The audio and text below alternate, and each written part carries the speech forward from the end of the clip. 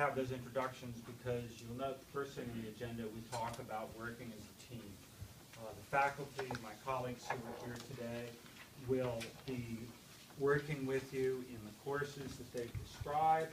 They will be working with you intensively in senior block.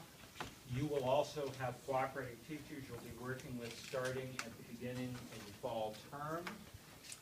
You need to communicate with all of us so that everyone operates as, the word that's on the agenda, a team.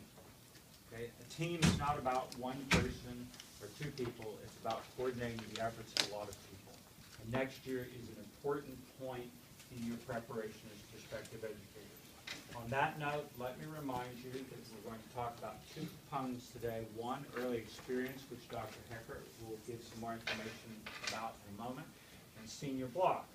Actually, in a moment, I'm going to introduce some of the individuals who've just finished the senior block, your peers who are a year ahead of you, and they're going to give you a view from the trenches or from the clouds.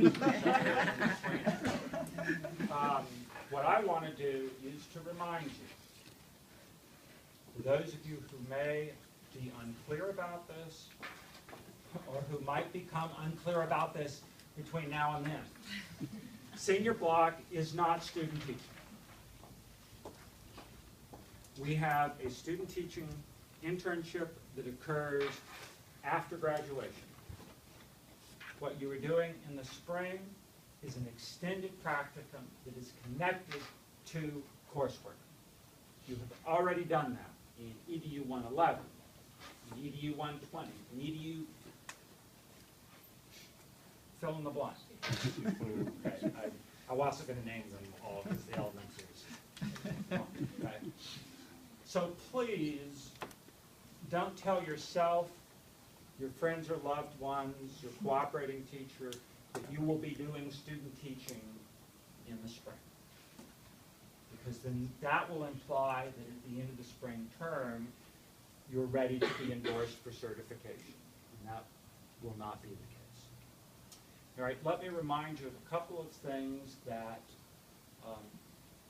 we didn't want to get lost in the discussion of logistics and other expectations. Because all of you participate in field experiences, you should know by now that you are what the state deems as mandated reporters. When you are on a school campus, working in any capacity with students, if you have any reason to suspect, or if a student indicates either verbally or through evidence on his or her person that any type of abuse is occurring, you are responsible by federal law to report either that suspicion, that evidence, or that statement by the student. Again, this should not be new to any of you, so I'm not going to go on any further about mandated reporting. I also want to mention that particularly in the senior block, when you will be spending extended periods of time interacting with students, we expect, and in fact, more or less have to demand, that your behavior is professional at all times. It will be easy and in some cases tempting if you're teaching older kids to allow the line between you and them to begin to blur because you're pretty close to their age. You cannot allow that line to blur. For any of you who still do Facebook, and I understand that is so 2010, you do not friend your students. You do not friend your students. You do not text your students. You do not interact with them in any way, shape, or form that is unprofessional. If you have any question, if there is any doubt, ask your cooperating teacher, ask a university supervisor, ask both.